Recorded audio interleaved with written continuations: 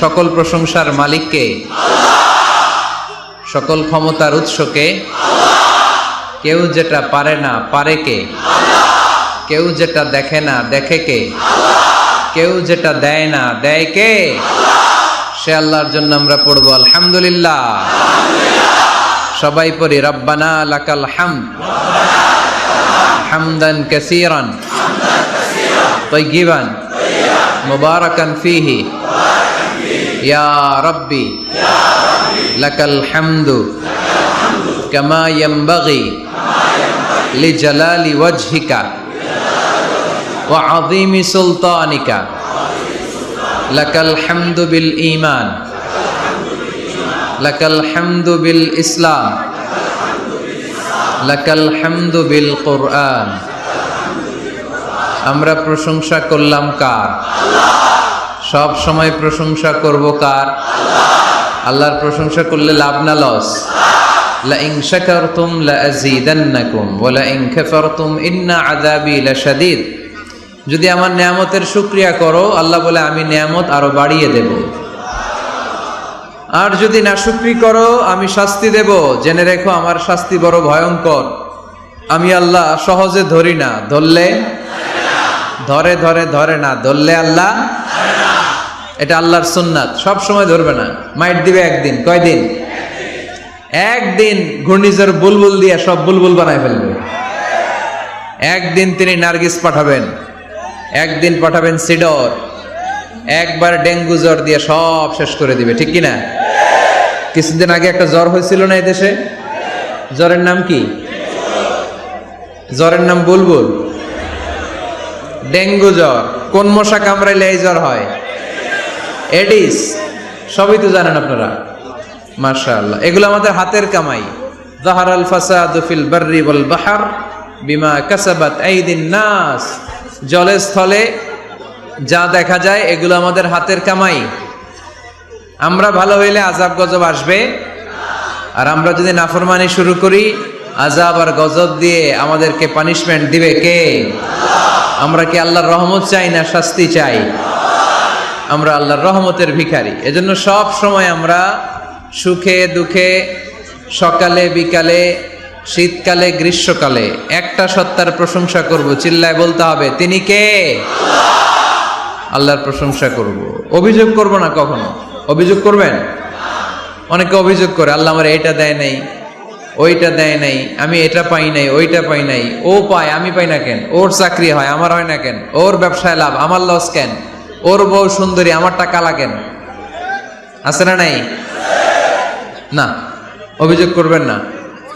আপনি যে অবস্থানে থেকে অখুশি, আপনি যেই অবস্থানে থেকে আল্লাহর কাছে অভিযোগ করতেছেন, আপনার এই অবস্থানে আসার জন্য অনেকে আল্লাহর কাছে দোয়া করতেছে, ঠিক কিনা?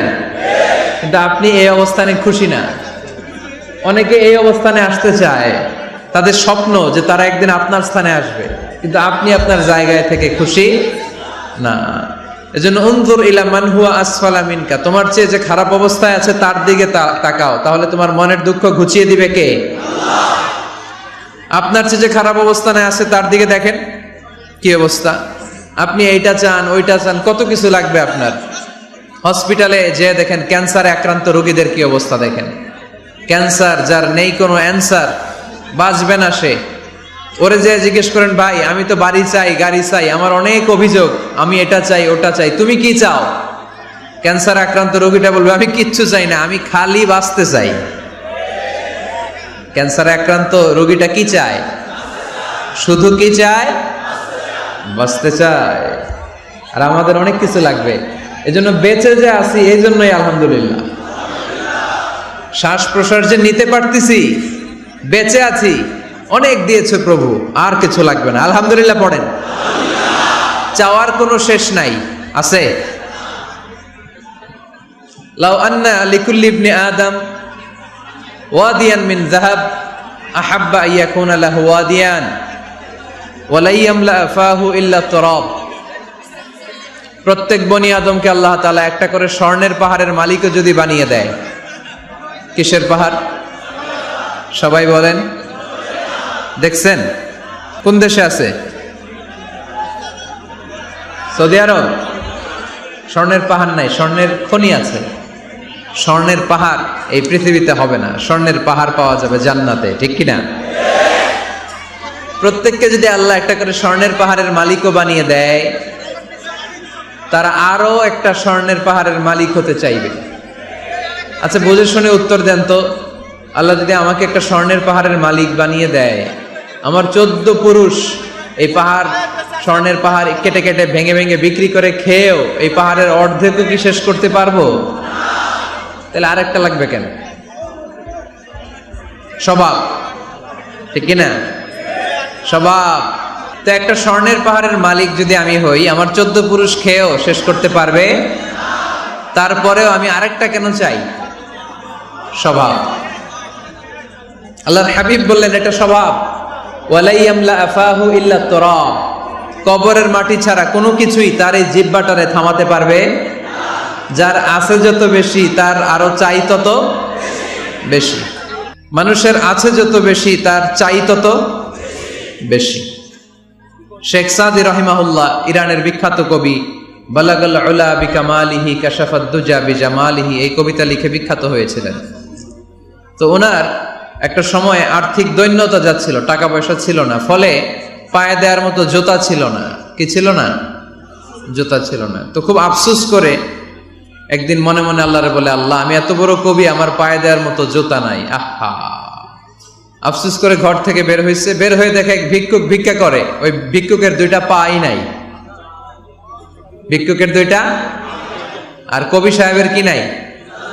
জুতা নাই। কবি সাহেব যখন এই দৃশ্য দেখছে, হায় রে আমার তো পা আছে, এর তো পাই নাই, সেজদায় পড়ে গেল। আর আল্লাহরে বলে, আল্লাহ শুকর আলহামদুলিল্লাহ, বেশ ভালো আছি, আর কিছু লাগবে না। এজন্য শান্তি হচ্ছে শুকর আলহামদুলিল্লাহর ভিতরে। শান্তি কিসের ভিতরে? শুকর আলহামদুলিল্লাহর ভিতরে। এজন্য আওয়াজ করে পড়েন আলহামদুলিল্লাহ। আপনার চাহিদার কোনোদিন শেষ হবে না।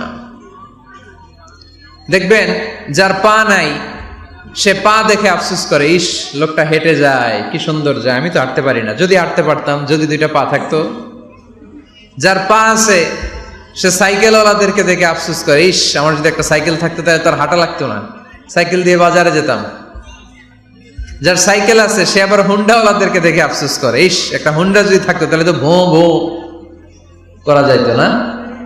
হুন্ডাওয়ালারও আফসোস আছে প্রাইভেট কারওয়ালাদের দেখে, তারা আফসোস করে, ইস আমার যদি একটা কার থাকতো তাহলে তো কার চালাইতে পারতাম।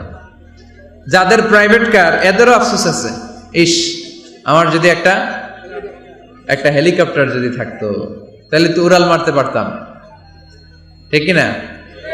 হেলিকপ্টার ওয়ালাদেরও আফসোস আছে, আমার যদি একটা জেট প্লেন থাকতো, jet plane, private jet plane, ও প্রিন্স ওয়ালিদ বিন তালালের মতো 70% মেড অফ গোল্ড, তার একটা জেট প্লেন আছে, এটার 70% স্বর্ণ দিয়ে বানানো। তার মানে চাওয়ার কোনো শেষ আছে? নাই। সুখ শান্তি যদি চান, অলওয়েজ পড়বেন আলহামদুলিল্লাহ। কে পড়বেন?